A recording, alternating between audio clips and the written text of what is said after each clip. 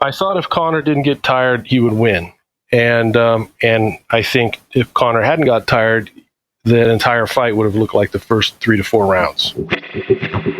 Hey there, I'm Stephen Kesting, and this is the Strenuous Life Podcast.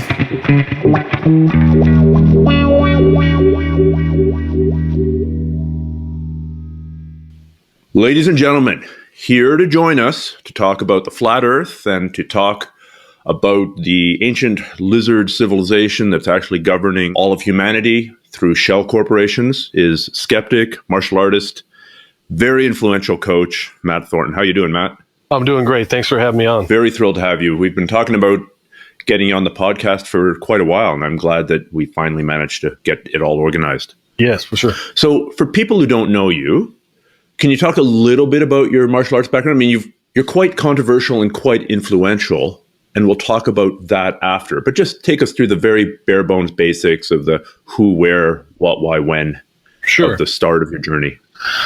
Yeah. I think like a lot of people, I was in love with martial arts pretty much from the time I knew they existed. As a kid, I was super fascinated by them. I was fascinated by the Bruce Lee movies the first time I saw Bruce Lee, and the martial arts magazines and Black Belt magazine. I kind of grew up on all of that stuff. And as I started to age and get a little bit older and into my teenage years, I became fascinated by the question of what would work and what wouldn't work. You know, is this martial art going to actually work, or is it bullshit? And that was a driving force for whatever reason behind me wanting to train martial arts, in addition to the fact that I wanted to just learn how to fight. That was my original motive. Mm-hmm. I did a little bit of martial arts. I did some karate and some other martial arts prior to entering the military.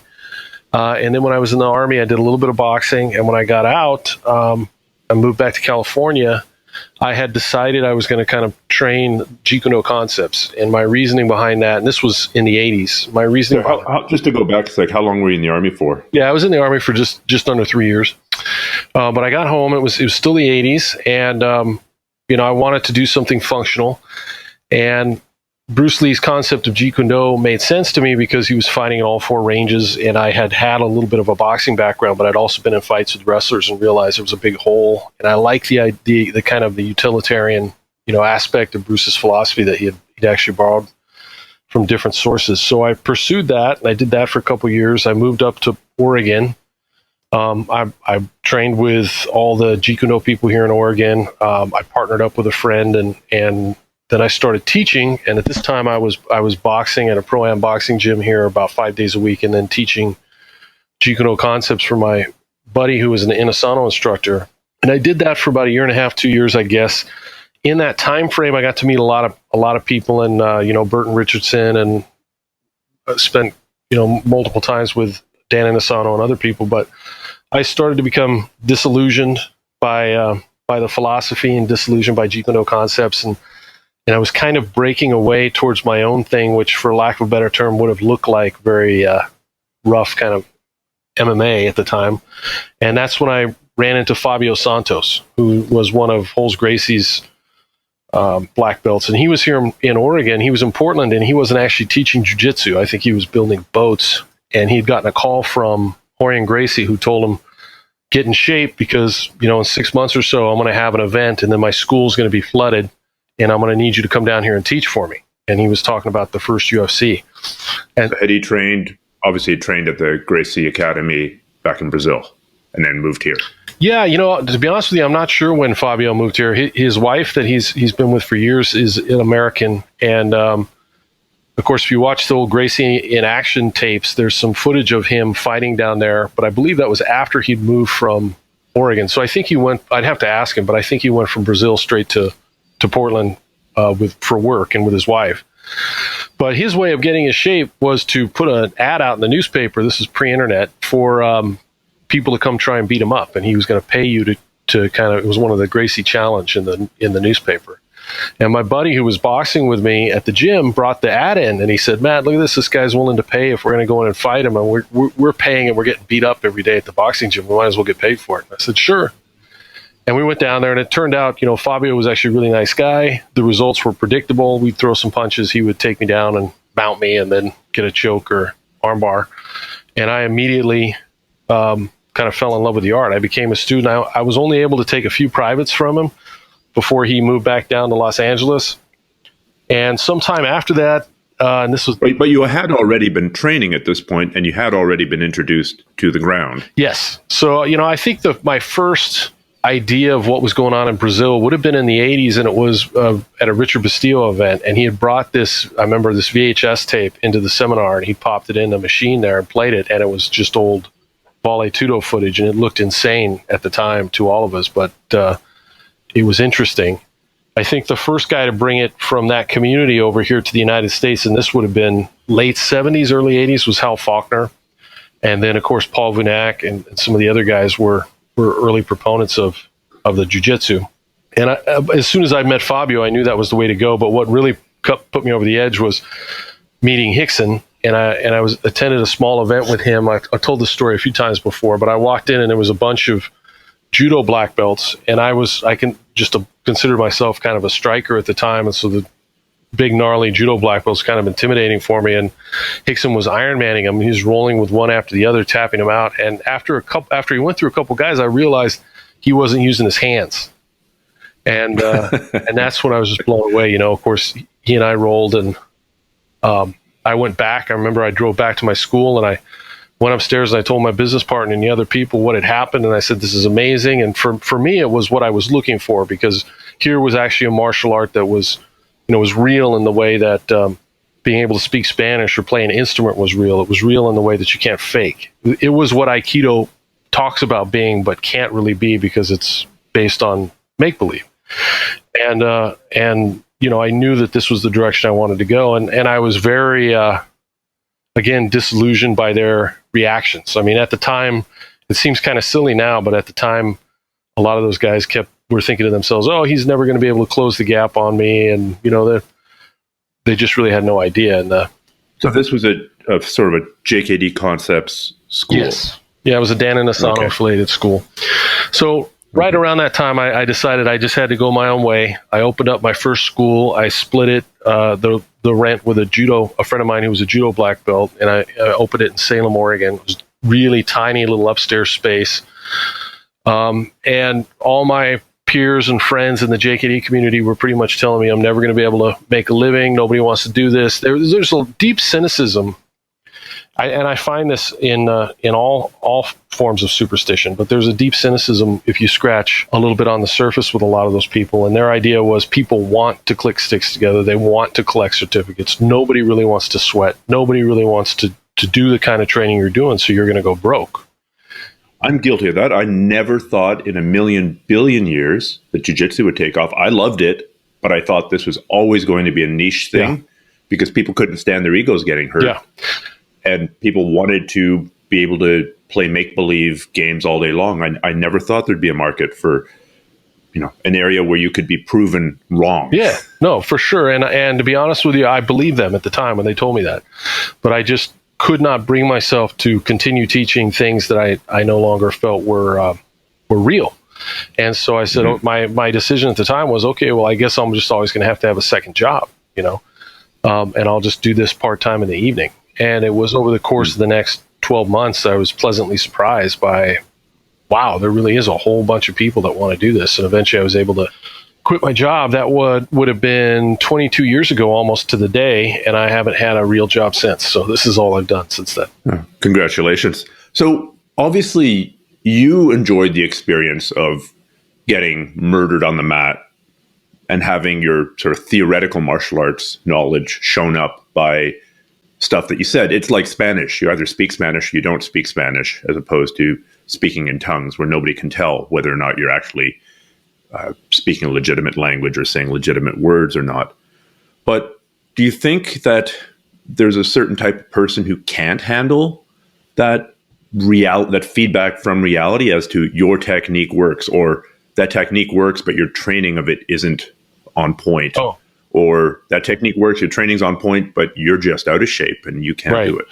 No, there's definitely, people like that. I think, we all run into them at certain points in time, and usually they're not people that I tend to like, just generally as a person. And I'll think to myself, and, probably many times, like all of us, I'm being overly judgmental, but I'll think to myself, this is somebody that would never survive in the gym, because this is somebody that could never handle being tapped out.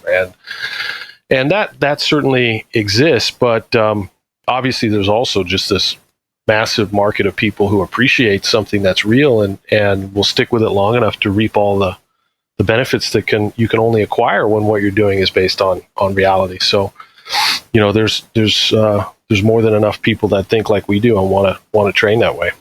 So you're obviously familiar. I mean, we've been talking about the ground, but the same idea of testing your martial arts knowledge would apply to other ranges as well. It would apply to the clinch, it would apply to striking, and it would apply to weapons. I'm guessing you would make that argument. Is that correct? Absolutely. So, the big, the thing that I'm most known for, obviously, is the concept of aliveness. And that started to formulate itself while I was teaching Jeet Kune Do. And I would start to think to myself, why are some of these systems working and why are some of these systems not working? Why is there a delivery system like Muay Thai, which is, very effective within the given rule set that it plays, and another art like, one art that was very popular at the time with the JKD people was Penjak Silat, which is ridiculous. It's just silly.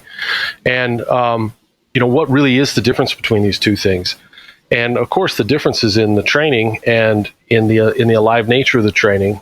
It's not just sparring, because you can take anything and spar, and it's training with timing, energy, and motion. So you're working against somebody who's actually resisting you in not a contrived pattern. And when your body does that, then it has a chance to acquire timing.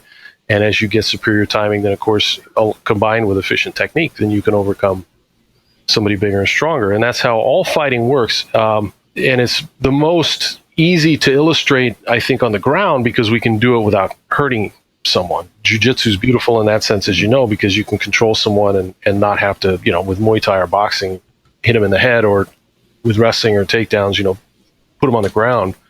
So you can demonstrate all that in a more gentle fashion. But the same principles hold true no matter what we're doing.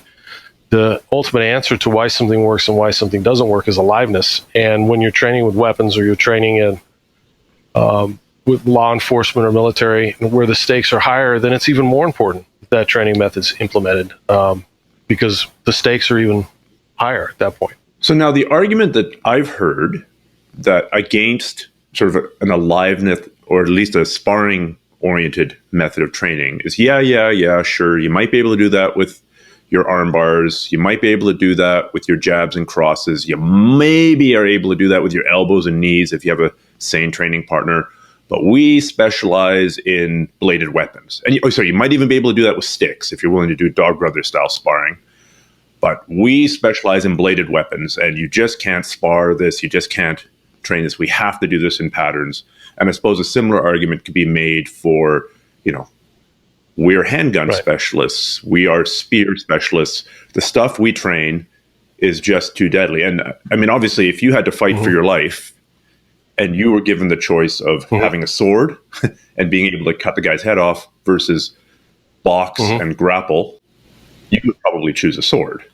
So how then do we train these too deadly to spar arts? And I'm putting air quotes up. Right. Well, let's reverse engineer that line of reasoning, right? So someone says, we'll take the handgun example, because that's probably one of the more extreme examples. And we'll say, if you're getting ready for a jiu-jitsu competition, you're getting ready for a grappling competition, you're going to start on your feet. Let's say a no-gi grappling competition, you're going to start on your feet.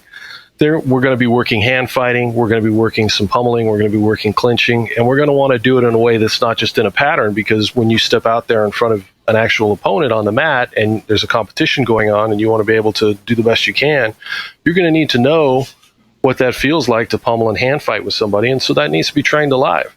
But all of a sudden now you're on the job, you're also a police officer, and you're working 5 days a week, and you're training against somebody who you're arresting, and they want to go ahead and grab your handgun, and they want to take your gun down, probably kill you. And now it's less important to do that with timing and energy and motion. Is that the argument? Because I'll play the devil's advocate here, that you've just taken a gunfight and turned it into a grappling match, which of course can happen. Of course, but what about at 20 feet? Well, I mean, you're talking about handguns and shooting. Then that that involves movement and motion and all that as well. But taking a step back, what I'm saying is, anytime things become physical, whether we're talking about knives or we're talking about sticks or we're talking about hanging on to a handgun or taking a gun away or anything like that, then you need to train alive. And alive training and sparring are not synonymous. You can train completely alive and not spar. And it doesn't have to be hard, and it doesn't have to be to the point where you're going to get injured.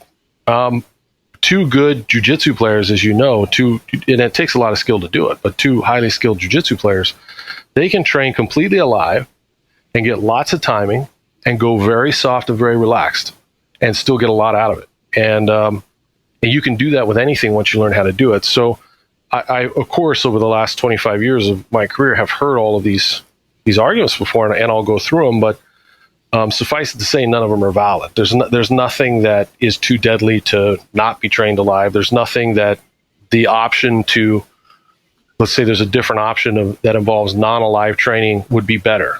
There is nothing like that. And when you start to get into situations where it's not just a tournament, but your life might actually be on the line, it's even more important than that these skills are trained realistically. I mean, you really do.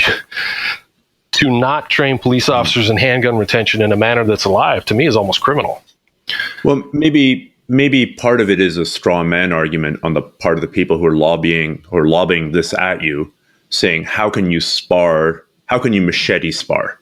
Because that's the argument that I've heard most often, because I've got a fairly strong background in the Filipino martial arts. And yes, if you just spar with sticks, then that's great. But if you use these techniques that you're using with your soft rattan sticks, using our ironwood sticks instead, or you're using these weapons, you just can't take any hit. This idea of take a small hit to give a big hit, you're going to die. So maybe define or give some examples. Let's just limit it to, I don't know, machetes or krisses or sharp-edged weapons. How would you train people in a live manner to duel and survive? That's not usually something I teach, just to be clear.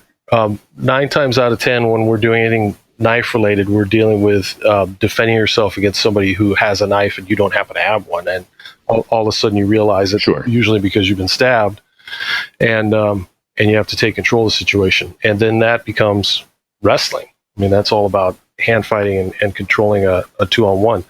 But when we would be engaged in a contest of, I have a knife and you have a knife and now we're going to fight, then you have to, of course, you have to train everything alive, and then be conscious of the movements you're making, so that, if I turn it into a game where you stab me in the face 3 times, but I still keep running forward to get my 3 strikes, and well, then we're not training in a manner that's intelligent. I have to respect, let's say, your wooden dowel, and if you catch me across the face or jam it in there, then we take a step back and reassess or figure out what's going on. And you don't ignore strikes that if that was an actual blade, that would have gone in my eye, or you would have run across my neck. There's ways to do it, and there is no other alternative other than we can use real knives, right? So their alternative is to put it into a pattern which is choreographed, and because of that, there is no timing.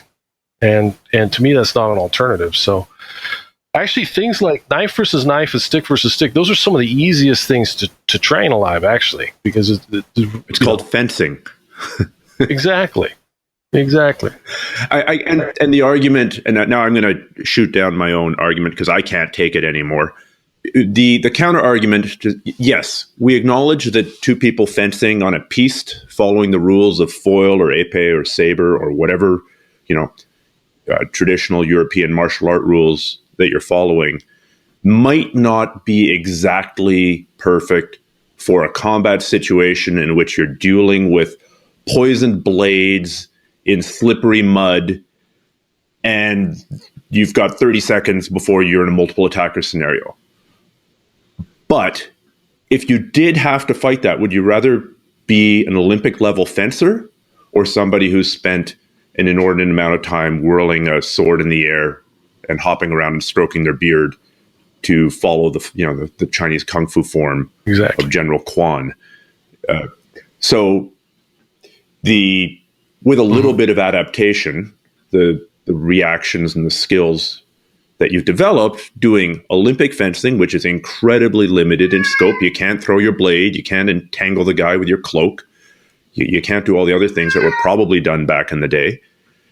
But you're still developing that skill set, or one part of that skill set, to an incredibly high degree.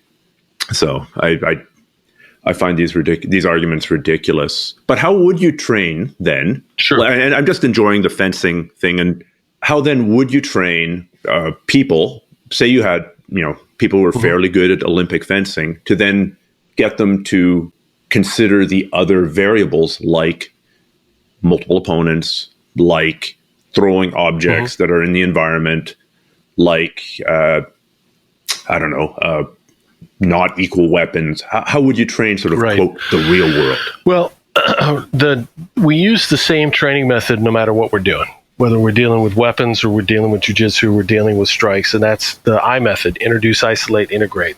You introduce the skill set that you're teaching in that given training period. As we're training for an hour, you're gonna have to limit whatever we're doing in that hour to something that you can learn in 10 or 15 minutes.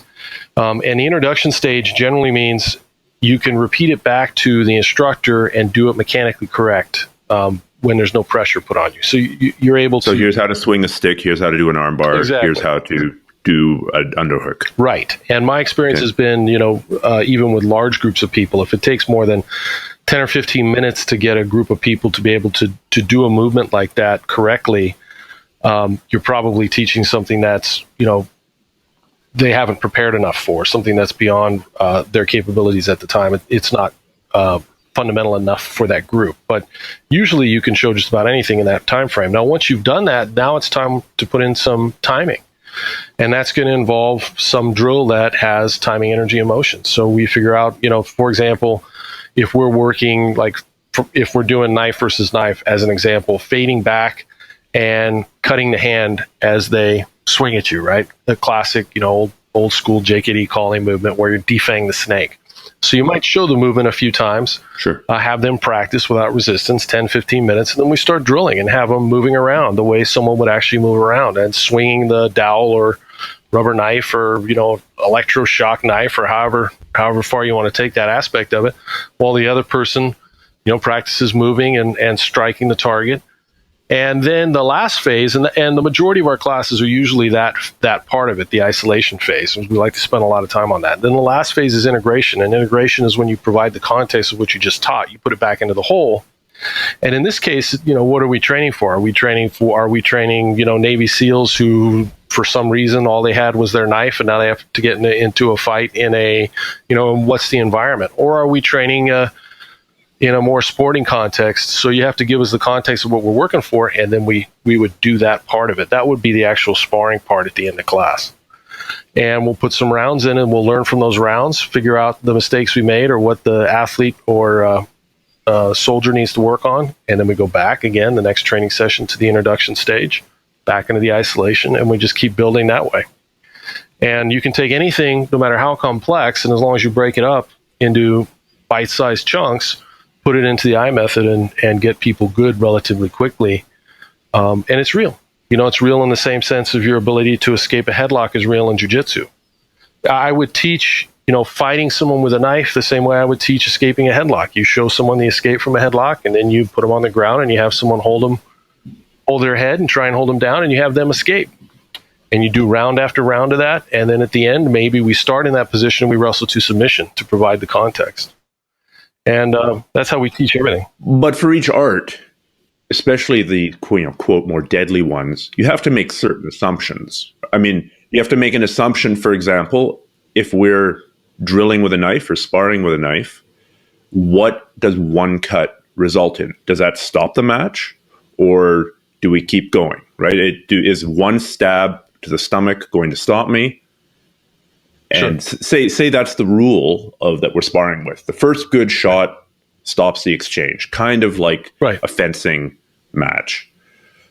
That could, if that's all we did, in theory, this could train me to hit you with a knife once, and you just eat it and come in and stab me 18 times. And because I've done all this training, following the wrong initial assumptions or using a drill, but not looking at the big picture, I've got into my head this one punch kill, this one stab, one kill. Haha, I touched you. You're dead now. So my point isn't about knife fighting in particular. It's that every drill has got certain assumptions built into it. That's what the integration stage is for at the end, right? So you introduce whatever skill set you're teaching from whatever delivery system, stand-up, clinch, ground, weapons. You isolate that in a drill that has timing. And part of being a good coach is you should be able to take anything, whether it's knives or sticks or ground or MMA, and be able to come up with a drill, pretty quickly, right off the top of your head. All the SPG coaches certainly can do that. And then the last part of that class, the integration stage, is where you provide the context for the skill set you just taught. And if it's a military or law enforcement type of theater of operations, then that context will be very important. And you'll want the professionals there to explain that context and to put that drill in the proper context so people understand what's actually happening. If it's MMA, that's our context, and we're going to be in the cage, and that's going to be the context. If it's self-defense, so forth and so on. So that's that last part of the I method: introduce, isolate, and then integrate it back into the whole of what it is we're doing as realistically as we can without, of course, getting hurt, which would be counterproductive. Of course. Now, you mentioned SPG coaches, and I got to say, I've really enjoyed and find a lot of kinship with all the SPG coaches I've met. Steve Whittier, great guy. I've spent a fair bit of time with him. But probably the most famous SPG coach right now is John Kavanagh. Yeah. Because of his connection with Conor McGregor. So have you trained with Conor and been involved in any of his training? Yeah, I've been around. I mean, Conor is John's athlete. He's been with John since he was a teenager. And John brought him up from, white belt amateur boxer to, I think, the world's best MMA fighter. I was actually just with John last weekend in Dublin. But I think John, more than any of my black belts, has had the opportunity to demonstrate, what our training concepts can really do when they're applied the right way. And one of the basic fundamental tenets of SPG is that you focus on the fundamentals, which is not what's most basic, but actually what's most important of the delivery system, and you train them in a live manner, and then let the athlete represent them, express themselves in their own way. And when you do that, whether we're talking about a jiu-jitsu black belt or a mixed martial arts fighter, you're going to come up with athletes that are all very unique. You're not going to be able to look at 5 or 6 fighters from one gym or 5 or 6 jiu-jitsu black belts from one gym and recognize that they're all coming from the same school because they all use the same moves, the same sweeps, or have the same quote-unquote style. Each of them will have a completely unique style, just like Conor's movement and style when he first brought it into the UFC was very unique, and that's part of what gave him such an advantage. I think under other coaches, a lot of what he does may have been corrected, and that would have been a mistake. And so John would focus on the fundamentals and then allow Conor to, use that and adapt, let his body adapt under the live circumstances to find the most efficient way for him. And, especially in his last match with Floyd Mayweather, I think he showed that when you focus on fundamentals, you can go up even into a sport that's not your sport, up against one of the best people that's ever boxed, and be competitive. And so, yeah, I'm incredibly proud of what John's been able to accomplish, and the credit definitely goes to John and to his team there. What were the odds of him winning? What did you think that the odds of him winning that? I thought if Conor didn't get tired, he would win. And I think if Conor hadn't got tired, the entire fight would have looked like the first 3 to 4 rounds. And, the only person that's really going to beat Conor is Conor. And one of the things John talks about, one of the sayings that a lot of the SPG coaches have had for a long time, is that the ultimate opponent is yourself. And we don't, even with the amateur fighters, like to get them in too much of a mindset where they're thinking about their opponent, especially at the early amateur stage. Half the time their opponents get switched, before they even get into the cage. And really it's a faceless opponent. It's a faceless opponent. It doesn't matter who they are, because the person that's going to beat you is going to be you. And, that's what I thought would happen. So at this stage, he has, $100 million. And, I don't, whether or not he has the incentive to ever come back and put all in the effort and and work and sacrifice that's required to perform at that level again, I don't know. I know if I had $100 million, I definitely wouldn't. So we'll see what happens. There's a beach in Fiji with your name on it. Yeah, exactly. Yeah, the one thing I just recently watched parts of that fight again, and the one thing I noticed that I hadn't noticed the first time was Mayweather kept pawing down on Conor's hands. Conor would have his hands up, and Mayweather was doing these little hammer fists to the top of Conor's hands. I forget which rounds. There were quite a few of the opening rounds, and I was like, man, that's so smart. That's just, again, tiring out the arms, tiring out the deltoids, and probably setting up a whole bunch of other stuff. Right. But it does show that, I mean, combat is universal, but the rules of a game are also hugely influential, no? Certainly. And, had Conor been allowed one more tool, let's say a right leg kick, or a knee, even just one knee, or a course, a takedown or a choke, you could see how many, the clinch that he brought to the game was something Mayweather's not used to. He was constantly on Mayweather's back over and over again, because it's just not something boxers have to worry about. But just one additional tool, and that fight would have been over in the first round or two. If he'd been allowed, of course, to do takedowns and take it to the ground, it would have been over in the first 60 seconds.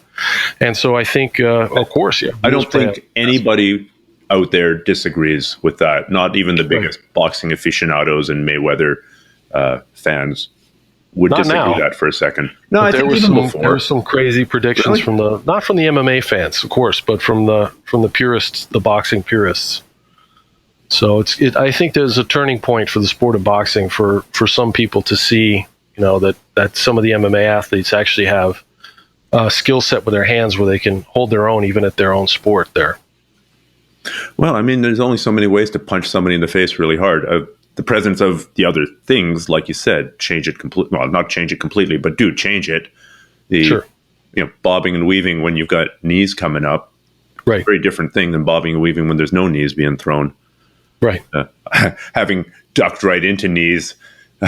And, lots of people I know have had that experience, and it's never a good thing. Right. Well, to change gears, Sure.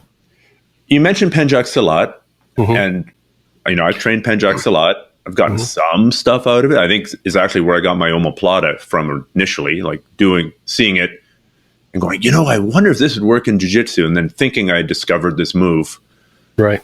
And of course I hadn't, but it was good. It was a good little research, rabbit hole to go down. But my usual whipping boy is Kung Fu, because I've got a lot of experience in traditional Chinese Kung Fu or Gung Fu. And there's hundreds and hundreds and hundreds of systems of Gung Fu and Pencak Silat and imaginary martial arts. How did we get here? How did we go from, Indonesia being an undeniably violent place, or, China 300 years ago, 500 years ago, 1,000 years ago, being an undeniably violent place, to this proliferation of imagination, and not a good kind of imagination either. There's, people hopping around and doing completely unrealistic techniques on a compliant partner. I guess we can't know, but what's your theory for how we got there? Well, mechanically how it happened is a lack of aliveness. So the moment you take aliveness out of the equation, what you're going to get over time is just another sclerotic pattern. And that's the nature of physical movement. That's the nature of martial arts. And I think sometimes, there's a lot of different fallacies people latch onto, but one of them is, if these things were so ineffective, why are there so many of them? And why have they been around for however many thousands of years they claim to be around? Setting aside the dubious history most of those martial arts have, once you get past one or two guys, things are around with us for a long time, not necessarily because they're good for us as human beings, but because they're good at replication. I would make the argument that religion isn't something that's generally good for human beings, but it's good at replication. And the religions that have been around for a long time are good at replicating themselves, and there are certain mechanisms. And I'm not saying that it's a conspiracy or it's even something of conscious design. It just so happens it's a natural selection argument. It's a form of natural selection, yeah. So the martial artist that said, nobody follow me, nobody do what I do, and I'm not going to teach anybody, that martial arts style probably didn't propagate, with maybe the exception of Bruce Lee. Now, take a look at all those martial arts, right? You're going to have a mythology to it. So if you have Wing Chun, for example, there's a blind nun who had to fight her way out of a burning monastery. In Penjok Silat, I remember their guru was a guy who had trained the guy before who had calluses on his head and was missing an arm. There's always some mythological founder story or prophet, and then he wants to hang on to those movements, so he codifies them in a pattern. Those patterns are passed down, and there's no form of competition. And once the competition is taken away, then there's no growth.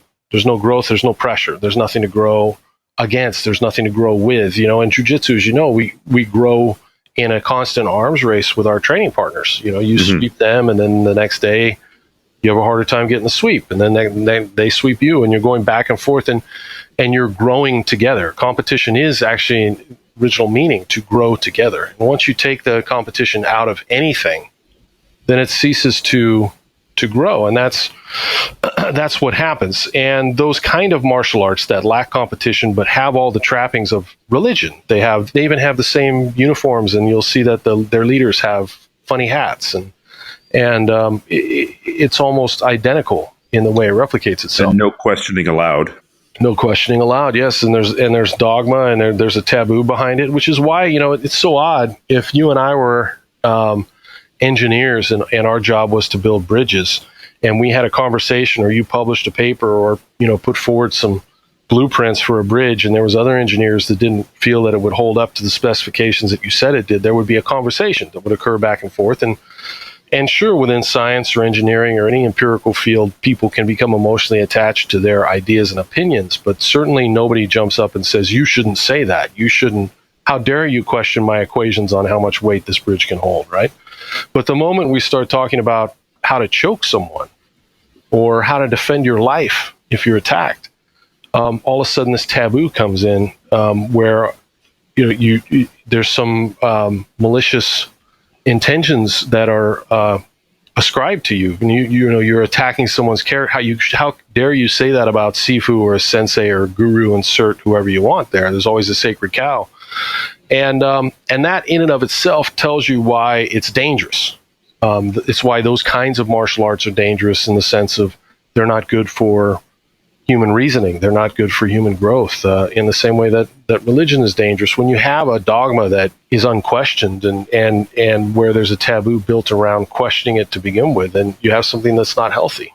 And in sports, and in competition, it's the opposite, right? If I go on YouTube tomorrow and I see you do something better than the way I'm teaching it and doing it, I'm going to steal it immediately. And I'm going to go to my students and I'm going to go, listen, I was just looking online. I saw him doing this. It's great. Let's do this. And it's not just martial arts. If I end up beating the world high jump record by doing a cartwheel back handspring over the bar. Exactly. And it's 6 inches higher than everybody else has gone. Exactly. Then people are going to do it. Exactly. So then what was going on in the 1500s, back like when martial arts, like right now, your ability with martial arts, usually, if you're living in North America and you're, halfway's normal, you're not using this stuff on a day-to-day basis to defend your life. Right. Assuming that Wing Chun goes back 1,000 years and there's a blind nun, at some point this was existing in an environment that was probably more violent than, well, almost certainly more violent than today. And the violence was up close and personal. Right. It wasn't sit back and shoot a guy at 100 feet with a rifle. Right. It was stab him in the gut with a knife or attack him. So this is impossible to know, I think, but do you think that the training methods were different? What we're really talking about is training method. Yeah. No, right? The techniques might have looked kind of similar. Put a fist in the guy's face. Right. But how do you train putting that fist in the guy's face? Right. No, I don't think the training methods were different. So whether you're going back to ancient Greece and you're talking about pancration, or we're talking about how the actual samurai trained and when they were fighting for their warlords, or any army, as far back as you want to go, of course they train with aliveness. And they train with safety in mind, because they had to be ready to fight on the battlefield, and they were in great shape. This idea that these martial arts go back for a long time, that's why I alluded to a few minutes ago about, dubious history. I don't actually believe Wing Chun goes back thousands of years. I think Wing Chun was just a derivative of British boxing, I think, probably. Are you saying that Taekwondo wasn't developed to knock Manchu invaders, the Mongol invaders, off their horses? Yeah. How many times we hear that the sidekick was developed to knock people off a horse? And that can only be said by people who have not lived in a society where people are walking around on horseback very often. Or have read General Cho's book about Taekwondo, where basically he got it from karate in the 40s. Right. So I think most of what we think of as martial arts, whether it's a lot of what we see in Chinese Kung Fu or karate, came post-World War II, when a lot of the American GIs came back, and the training methods were very militaristic, and it really, I don't think, had very little to do with how the samurai or ancient armies actually trained. And you can see, if we go back to wrestling, every culture that has a warrior culture that's been around for a long time, whether it's the Vikings in Iceland or the Mongols in Mongolia, they'll have some form of wrestling where it's a very similar delivery system where they wind up grabbing each other, usually by the belt, where you're going to be holding your weapons and getting the guy off his feet, because the first person that could do that, when you're running around with swords and knives, is probably going to win that altercation. And, from Glima to Swiss Schwingen to various English forms of wrestling. That's a very, whether they're starting with a body lock or a belt grip, or Turkish oil wrestling, where the only grip they can get is by jamming it down the other guy's pants. Right. And so it seems like that would be a fairly safe way to train a pretty core skill, and also just get used to the idea of being in someone's face who's trying to do something to you and not letting them do it to you and fighting them. And then this has got to have some carryover effect to when you're actually trying to cut the guy's head off. No, one of the things I say often, I have 5 kids and I have 2 daughters, and I've written a couple pieces about self-defense for my daughters and what I train them and what I say to my students and the people when it comes to self-defense. But one of the most important things is just the ability to be comfortable with someone being physical with you. And having a young woman who maybe hasn't played contact sports to just feel the push and pull of somebody trying to hold her down or push her or move her in a way that's not in a contrived pattern is so important. And after a while, after a year and a half of doing jiu-jitsu, they become so much more comfortable. But they could get that same level of kind of comfort and physicality doing rugby and other contact sports. They wouldn't have, of course, or horse playing with their bloody fathers who are just doing it with their boys. Fathers, beat up your girls. Exactly. I beat up in quotes. So that level of competitive sport-like training has been important. It's vitally important now. I think it's important for our armed forces today. And you can go back through history and read the text, and you can see that that's how the samurai actually trained. They would be rolling and throwing each other and in a competitive way, because that's how you get timing. That's how you toughen yourself up. That's how you get used to contact. That's how you learn to fight. Well, it's interesting what you talk about, and because I've thought about this as well, how quickly martial arts change and how quickly mythology gets established. When you see somebody, if you and I go to the same class or the same seminar, and we see somebody teach, we'll keep in the jiu-jitsu context, but it doesn't really matter. We see somebody teach a triangle choke setup from open guard and then 3 follow-ups. And then we go our separate ways. And then a couple years later, we try and teach that same entry. There's going to be differences. I'm going to remember different things. You're going to remember different things. And then the only thing that keeps it semi-realistic is the fact that we've hopefully tried to actually use that sparring. So certain universal principles will stay the same. But if we now removed sparring or pressure from that equation, it would be unrecognizable a couple years later. If we took boxing and gave boxing to 2 different instructors and said, teach this to your students and have them teach it to their students and have them teach it to their students. Yeah, you get Wing Chun. Well, one person would end up with Wing Chun, the other person would end up with Tai Bo, the other person would end up with Hung Gar, the other person would end up with Tai Chi. And it wouldn't, when you see how much techniques change in a couple of weeks or a couple of months, or just, hey, I was at that seminar and that's not how we showed that stick combination. And that's just over the course of a month. Now we're talking 10 years, 50, 100 years. It's almost, I mean, I guess martial arts of the future are going to have an advantage because they'll actually be able to go on YouTube and see what it is that we did in 2017. Right. No, that's very true. And just think about the differences in mindset. As a jiu-jitsu black belt, you think of learning something and growing. For me, as an example, I've been doing jiu-jitsu now for, 25 years. I've been 26 years. I've been a black belt for 16 years. And I had the privilege of training with Hickson again last year, or at the beginning of this year, rather. How did you do that? I thought he's not teaching. Oh, were you at that big seminar that he did? I brought him up here to Portland to do he was kind enough to come do an event for me. But he totally changed the way I do the elbow knee escape, right? Just in a matter of a couple minutes.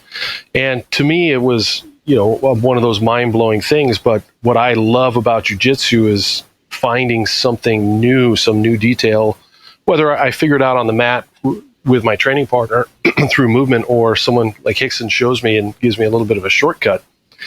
To me, that's what I define as learning.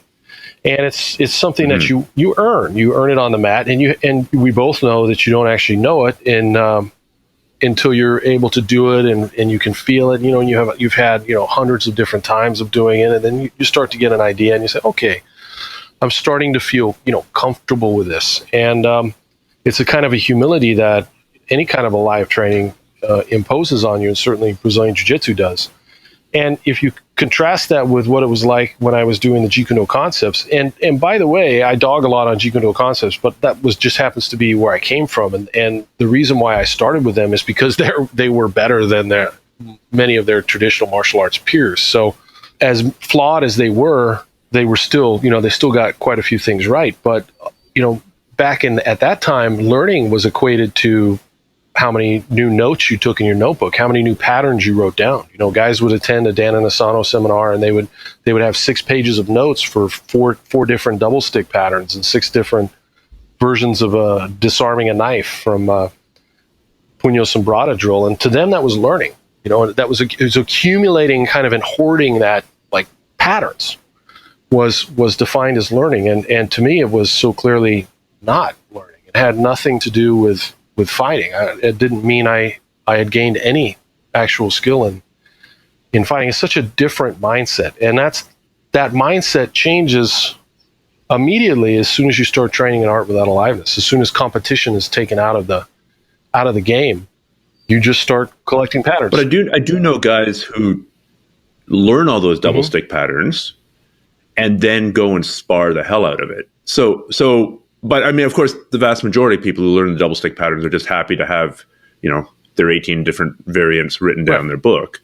But what about the people who are using that and claim that it helps them with their sparring? And double stick sparring is really bloody painful. Like it's basically like 2 lawnmowers standing in front of each other. And so there are people who do bridge that gap. People so claim all sorts of things help them.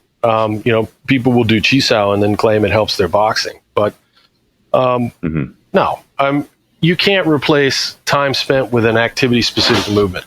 So logic would dictate you see what happens in an actual stick fight, whether it's a double sticks or one stick or whatever kind of impact weapon you want to use. It doesn't take very long to figure out the shots that actually can stop someone else, and which is actually hard to do, as you know, when you have somebody big and has a little bit of pain tolerance.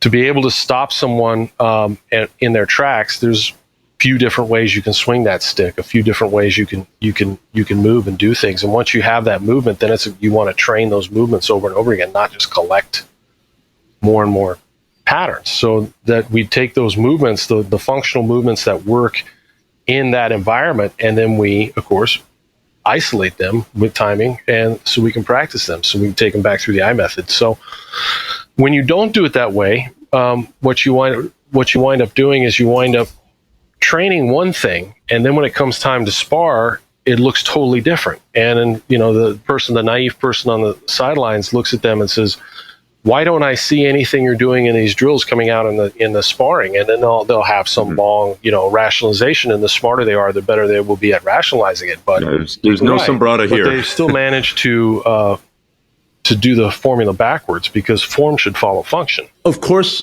yes. I agree with you.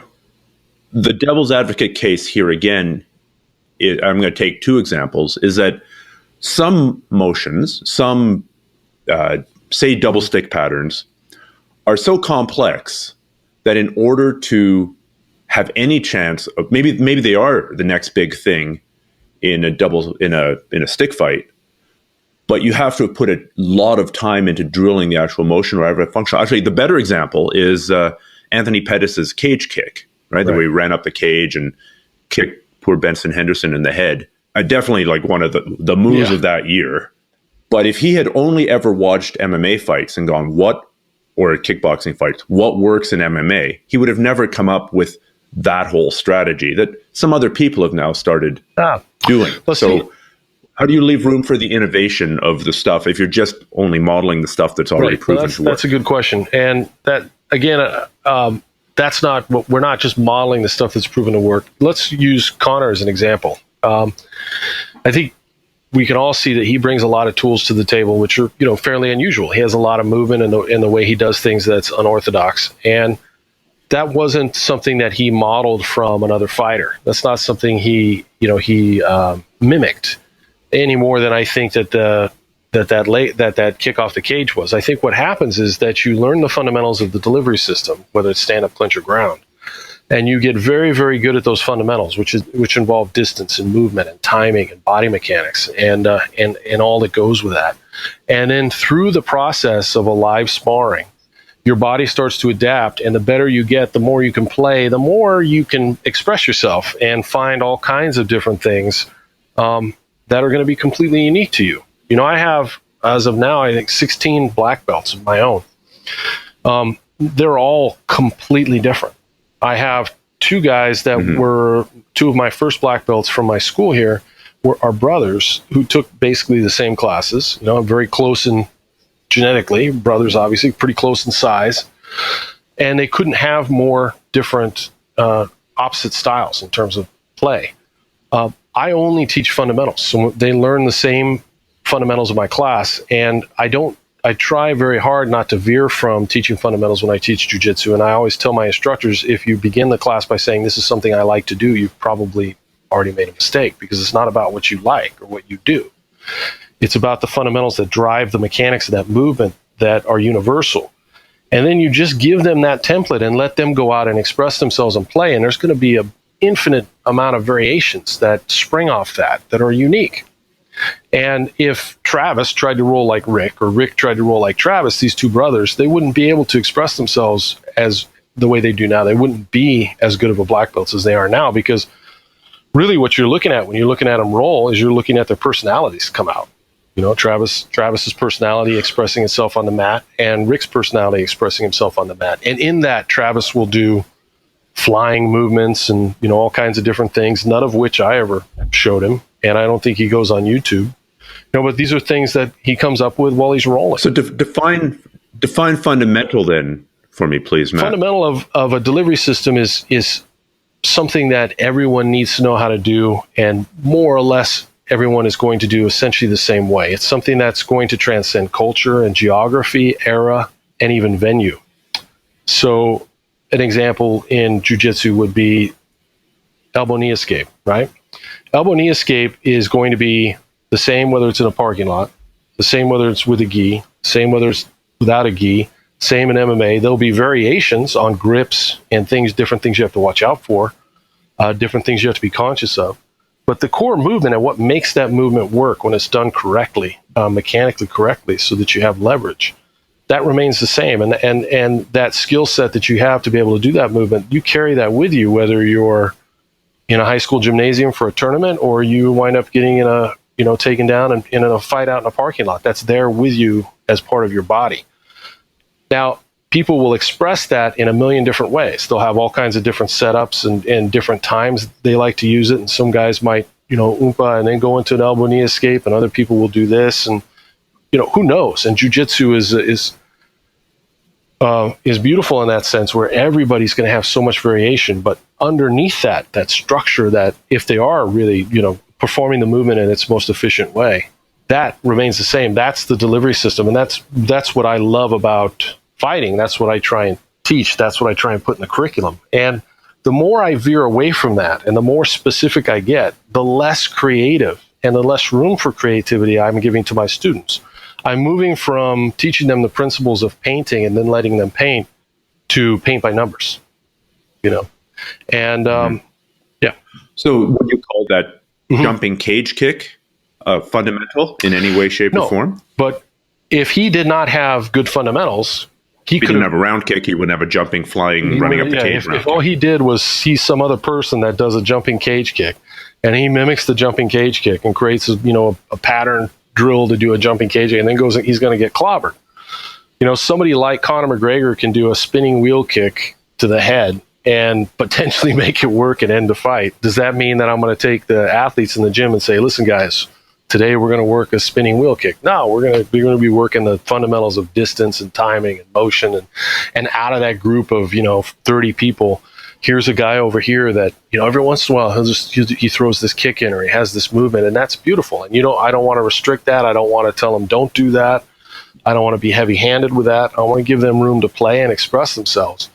But we have to make sure that distance is right, that timing is right, the body mechanics are right. What underlies, an athlete like Conor, underneath all the flashy movement, it's not the flashy movement that allows him to fight at the level he does. He just has brilliant distance management, brilliant footwork, brilliant timing, brilliant body mechanics. Those things are universal. How he expresses that is the unique part. So would you say that fundamentals change over time?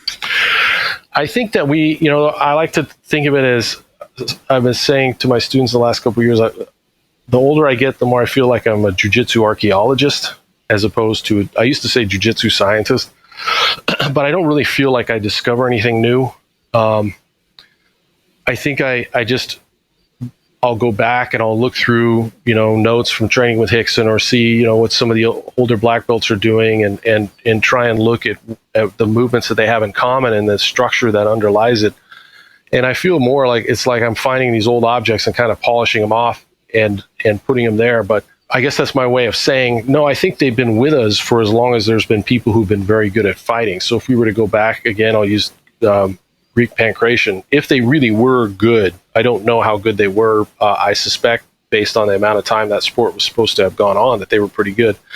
I imagine it looks a lot like what modern MMA looks like, and I imagine that they were doing a lot of the same chokes, a lot of the same guillotines, and had a lot of the same positions, because we're an animal with 2 arms and 2 legs, and we've been this same structure for a couple 100,000 years, and there is a best way to cut off the blood supply to somebody's neck, or to maintain control of one arm with 2 of your arms, or to do a back step and put somebody from their feet onto their back. And that's why you'll see, and we talk about those grappling arts, whether you're talking about Icelandic wrestling or Mongolian wrestling, you'll see virtually the same movements, because it's only so many ways you can trip somebody or take somebody down with a hip toss. So those principles have always been around.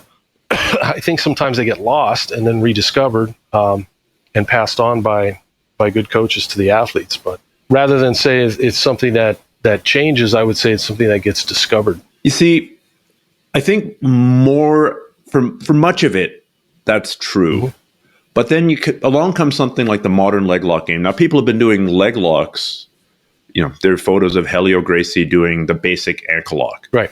But honestly, the way he's doing it wouldn't tap anybody beyond, a white belt competitor. And the way that the modern leg lock game has evolved in the last, let's say, 30 years, because I want to give credit to the early pioneers like Eric Paulson and Dean Lister and those guys. Right. I think it might be entirely new. Something like the focus on the amount of entries into, the focus on positions like the 411, the honey hole. I don't think that these, I guess you might see it in Sambo from a few years, from the earlier part of the 20th century or from the mid part of the 20th century. Mm-hmm. But I don't think there's much evidence historically. There's no Indian sculptures of 2 people applying heel hooks to each other. There's no vase paintings of Greek athletes heel hooking each other from the Reap or from the 411.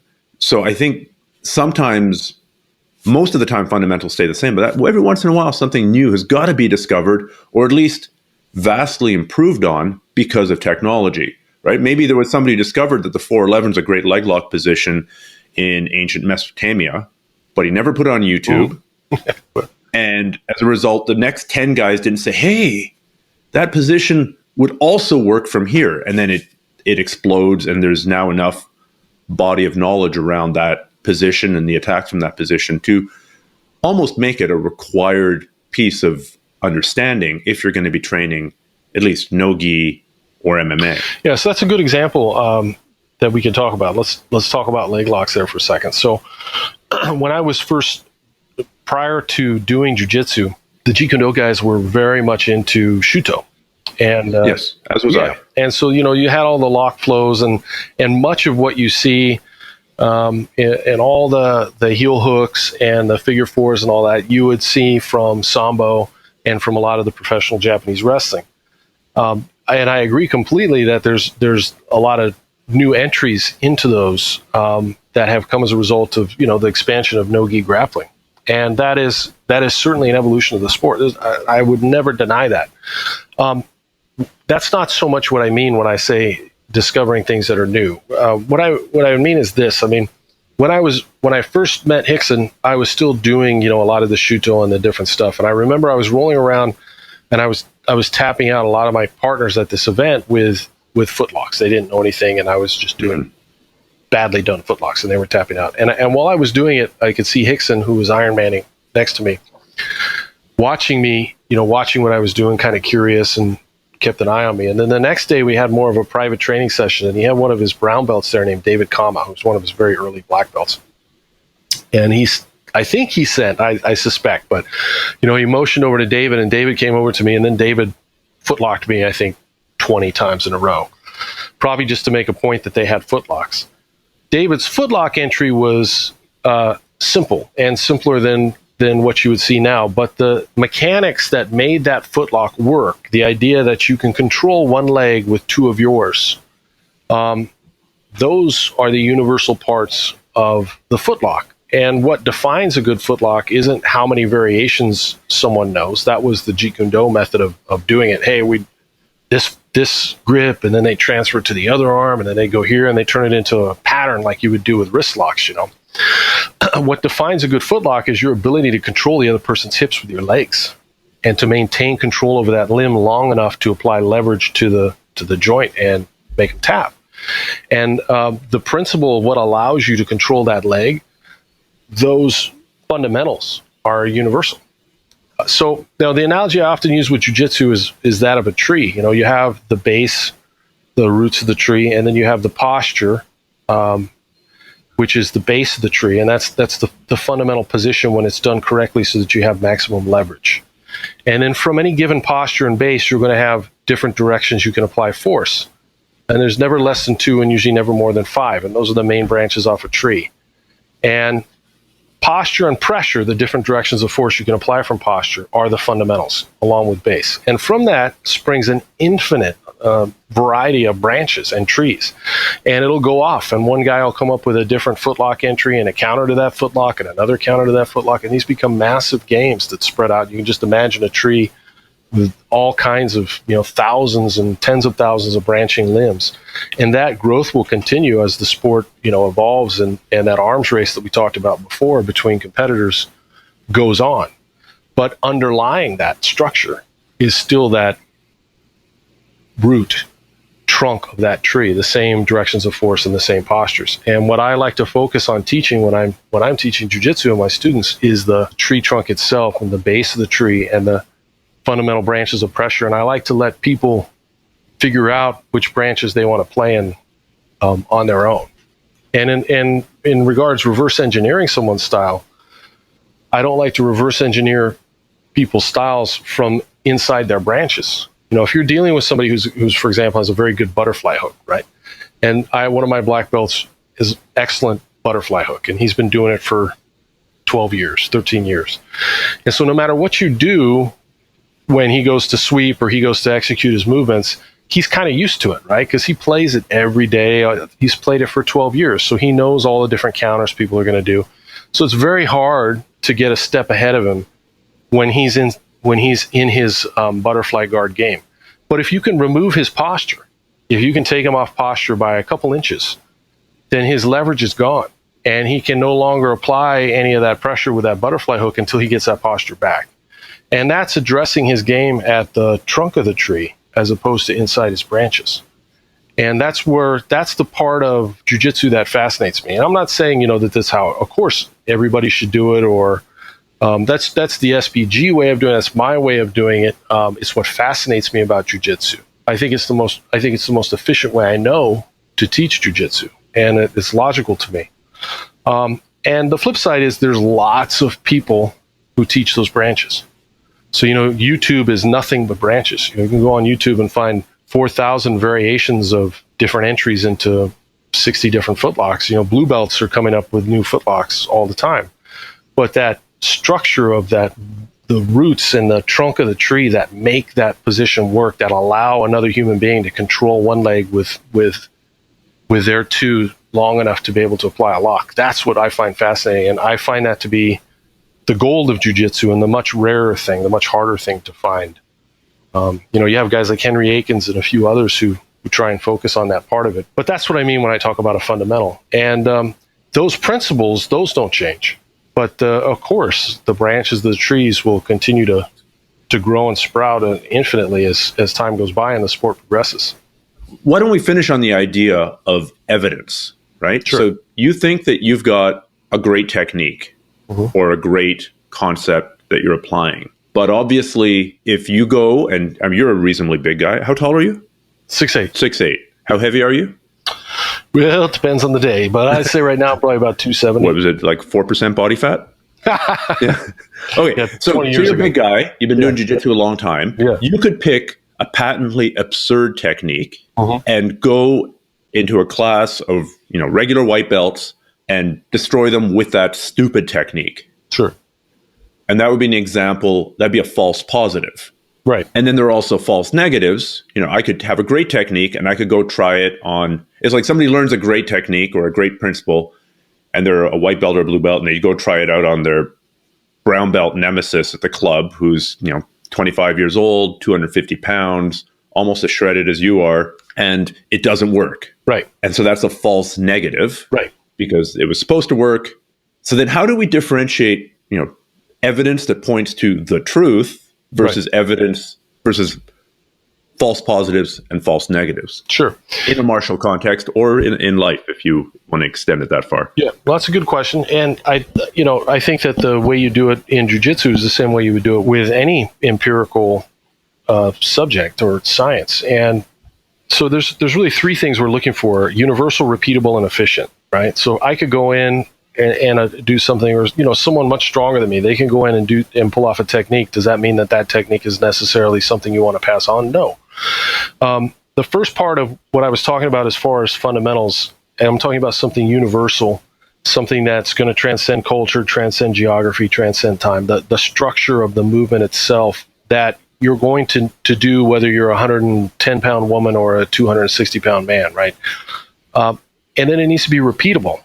And everything we do in jiu-jitsu is a repeatable experiment, right? So I do a choke and it only works for me, that's a problem. But if I've done a rear naked choke, worked for me, and my students do a rear naked choke, works for them, and then people all over the world, right, in Japan and Brazil and in Canada do the rear naked choke and it works for them, that's a repeatable experiment. Do I think there's such a thing as a Brazilian choke or a Swedish rear naked choke? No, I do not, because for the same reason I don't think there's such a thing as Canadian geometry. And if I said to you, today we're going to work Canadian geometry, you would look at me hopefully like I was crazy. And so should it be with jiu-jitsu and with martial arts once we really boil it down to the fundamentals. It's a repeatable experiment, and it's going to be universal. It's going to transcend culture. And then the last piece is efficient. And that's the one piece of jiu-jitsu. Because you can get away with doing something, does that mean it's the smart thing to do? I remember a long time ago, Randy Couture was talking about doing takedowns, and you'd notice when he fought, he almost never picked guys up and with a big double leg, and slammed them down into the cage, and the way you would see someone like Mark Coleman do it. And his answer to that was, it's not efficient. it takes a lot of energy. It's really tiring to do that. When you can just turn the corner, I can take somebody down who's a lot bigger than me, and I can do it using a lot less energy and by a lot less risk. And that's the intelligent, way to do it. We want to use as little as possible, but no less, right? As little as possible what? As little as possible energy, as little as possible strength, as little as possible risk. Why? So that when I go up against somebody who's bigger than me, who's younger than me, who's stronger than me, I'll maybe hopefully have the ability to defend myself. So we want something universal, repeatable, and efficient. And if it doesn't meet all three of those criteria, then it's not going to be something that we would consider a fundamental and put as part of the curriculum. Whether I do it or not is really irrelevant. So I think this is an important part of experiential martial arts, or martial arts where you can go and test stuff. Now, if we move on to the world of Death Touch, which is another one of my whipping boys, I could tell you a story of how 1,000 years ago, my great Sifu killed 500 people with this. The Mongols invaded, and he ran into the middle of the Mongol camp and killed 500 of them. So it's repeatable. Right. And some of those Mongols were really big, and some of them had chest armor, and he just exploded the heart through the breast piece. So it's universal. And he did it 500 times in a row, and he was smoking a cigarette the whole time, and he was terribly out of shape. So it's efficient. Right. So it's using all the right words with a completely bullshit story. So who then is telling you, how do you get to the truth as to something, whether something is universal, repeatable, and efficient? What are the criteria that you're using there to make the decision? Well, I mean, it's not a story. Is it your own experience on the mat? Is it what you see on... It's not you don't get to it by somebody telling you a story. You get to it by people actually doing it, right? So, repeatable, if you're in a room and you show we'll use a choke example to keep it simple, and you show a particular way to choke, and no one in the room but you and maybe one other person can actually pull the choke off, right? Either you're a very bad instructor, or there might be something wrong with what you're doing. But if you can show the choke and pretty much everybody in the room can, especially, when they're not absent resistance, can pull the choke off, then you might be onto something. And then once they start rolling and getting past the isolation stage and into the integration stage, and a good percentage of the people are pulling off the choke, well, then okay, now I've stumbled upon something that's empirical and repeatable, and that's the nature of the experiment. It's an actual physical activity, right? It's not just a story. And I think I'm just trying to think of how to universalize this, because there's tons of people out there. So something like an armbar is experienceable by yourself. This armbar works. It doesn't work. All my friends can pull it off. I saw it in the UFC. That's cool. An armbar is a reasonably simple thing to test. And as you pointed out, if I can't give a reasonably competent beginner the basics of an armbar in 15 minutes, then either that guy's really has some learning difficulties, or I'm a terrible teacher, or the technique is terrible. But I think we would both acknowledge that the armbar is a legitimate technique. So I'm just trying to universalize this to more complex, larger topics, something like climate science. We're watching half an hour of a climate change denier YouTube video. Does not make you an expert, because it takes more than 15 minutes to understand this. And I guess it took you many years to get your jiu-jitsu black belt. It takes a lot of years to become a climate scientist. So trying to universalize these ideas of proof. This is what I was trying to get at with the idea of proof and false negatives and false positives.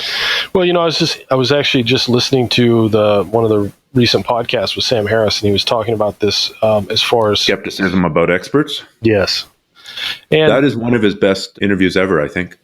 Yeah, I agree. And for whatever reason, I think probably just the expansion of the access that we now have to information via our phones and the internet, we have a deep cynicism as it relates to authority amongst culture, and you have a whole lot of people who don't understand what they don't know.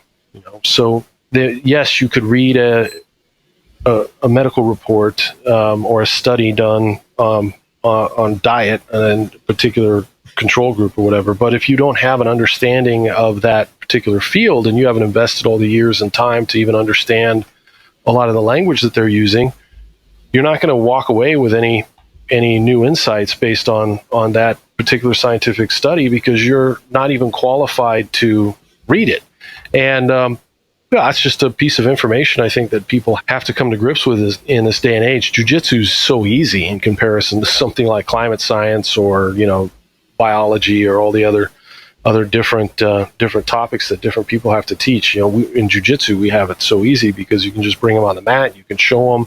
In a school like mine, they're in a big community, of hundreds of students and dozens of coaches. And so it's very easy to see. Get someone alone on their computer watching YouTube videos about flat earth or climate science or who knows what, and they don't realize what they don't know, and they don't have enough respect for the deep education and amount of knowledge that goes into any one of those particular fields, and it's a recipe for disaster. So I'm not sure I have the answer to that. Yeah, I think it worries me because at the same time as being anti-authoritarian in the martial arts, because this Sifu saying, just stand in a horse stance for a year and practice this breathing technique with this strike, and you too will become a deadly kung fu fighter. Oh, and by the way, give me all your money, and if you're female, let me practice my special chi healing techniques on you. All of which has happened. And so there I find myself deeply anti-authoritarian, and it's one of the reasons I don't like the whole, when people talk to me online, they're like, Professor Kesting or Sifu Kesting, and it's like, God, please call me Stefan. Right. Because I think that I recognize what they're trying to do. They're trying to show respect. I get it. But those bigger titles are also confounded with just this automatic respect of authority and inevitably abuse of authority. So on the one hand, I'm anti-authoritarian there. But then at the same time, I start finding myself going, well, why don't you just let the climate scientists tell, who spent their entire lives researching this, explain what's going on. And the fact that there's one climate scientist out of 1,000 who's funded by Exxon as a naysayer doesn't mean that that's a valid point of view. A retreat to authority in that area, but then not in the martial arts. So I have to somehow square that circle. Yeah, I think, the martial arts can be a wonderful vehicle to teach people critical thinking. And I give a talk several times a year at the university in a critical thinking class, and I just use martial arts, and I'm talking about aliveness and critical thinking in the martial arts, and begin the talk by showing some videos of ridiculous, stuff and no-touch knockouts and things like that. And then I present my case for live training and skepticism and field questions. And it's a great way to open up the topic of critical thinking. And rather than focus on authority, who's an authority and who's not an authority, I think just teaching people the skills and tool sets of critical thinking, a skeptical attitude, which is very different from a cynical attitude. Cynicism and skepticism are often lumped together, and they're completely different, if not opposite mindsets. And when people start to realize how easy they can be fooled, and to learn, what was it Richard Feynman said, the easiest person to fool is yourself. And when they start to figure that part out, then I think they're going to be more receptive to what an actual scientist, climate scientist, has to say, and less receptive to whatever some talk radio host has to say on that topic, as opposed to the other way. So I think that even with something, by comparison to cancer research is relatively silly, like martial arts, you can provide a public service for people by helping people learn how to think critically and how to question authority, but also how to question themselves and their own thinking and realize, they too can be fooled. And a lot of the people that come from a traditional martial arts background or a Jeet Kune Do concepts background, any of the the other backgrounds, and work their way into a functional martial art away from a fantasy-based martial art, they'd be the first to. They're so grateful, and they're also so aware of how easily they can be fooled because they were fooled. And my personal experience, and this is of course just subjective, but having spent a lot of time over the last couple decades with people like that, I think they're more receptive to science, not less.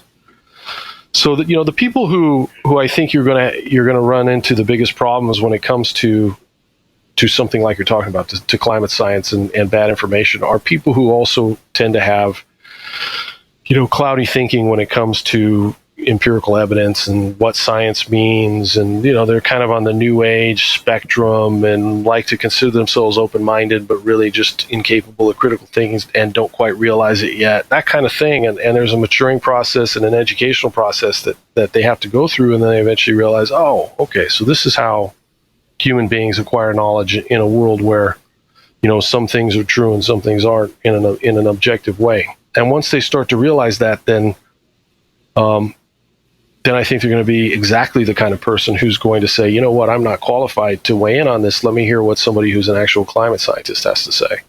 And I think we can help people come to that kind of mindset through martial arts. I think you can do it with anything, but I do think martial arts is a particularly easy one.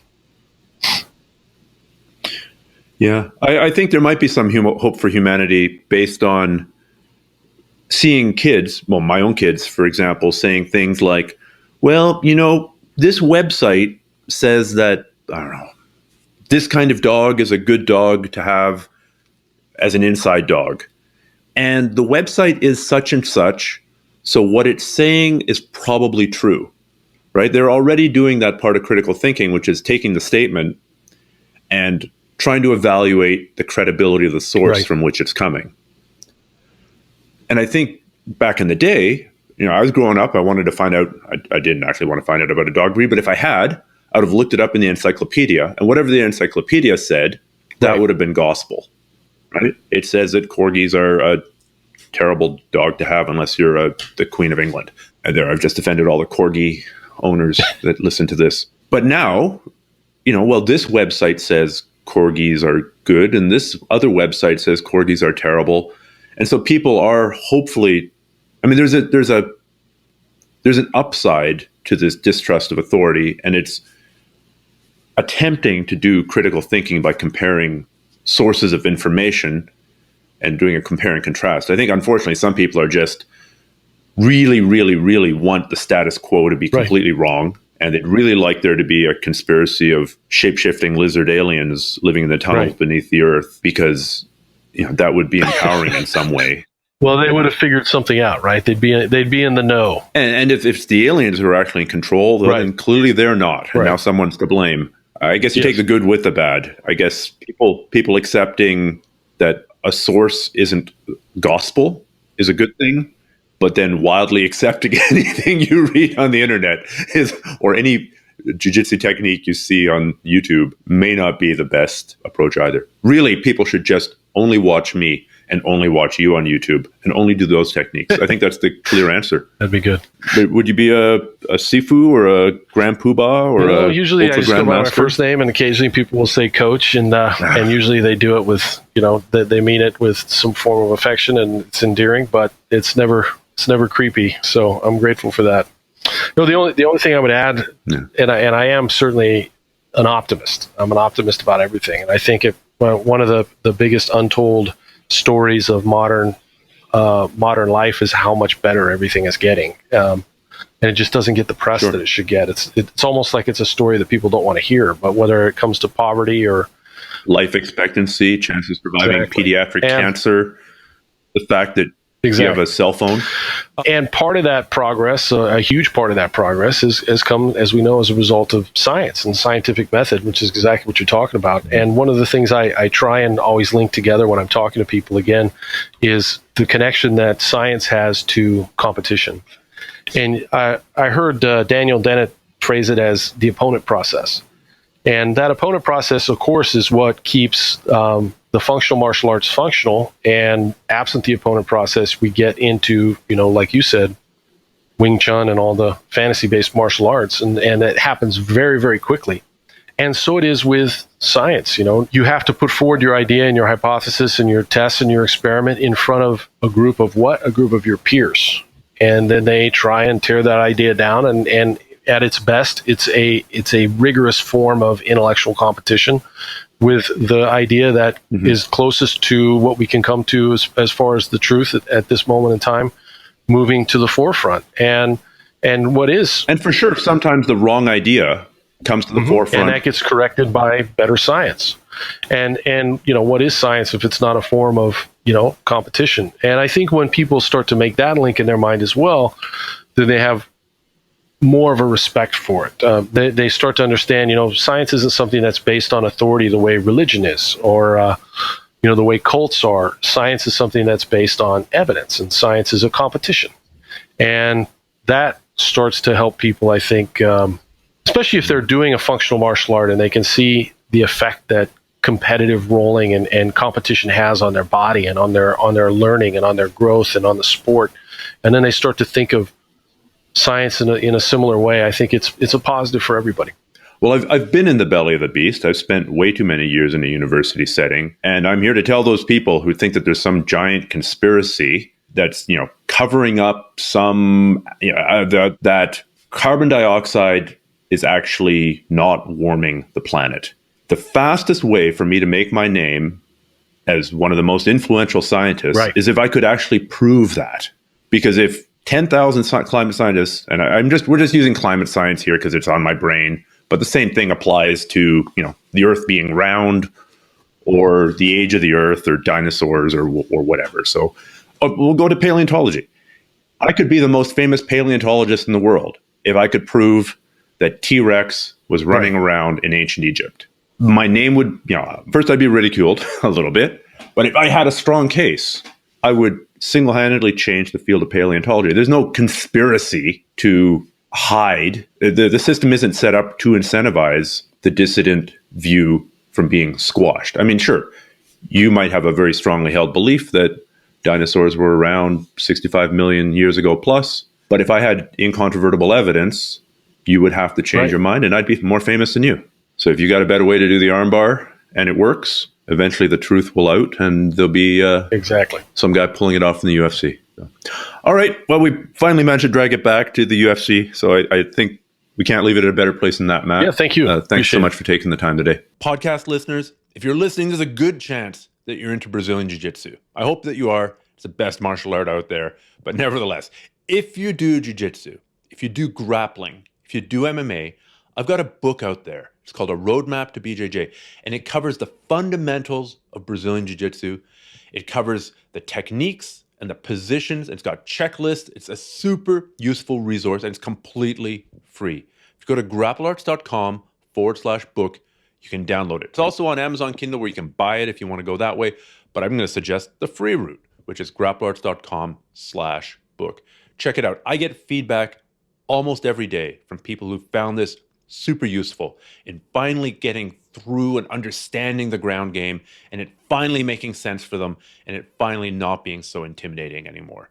Check it out. I think you'll find it really useful too.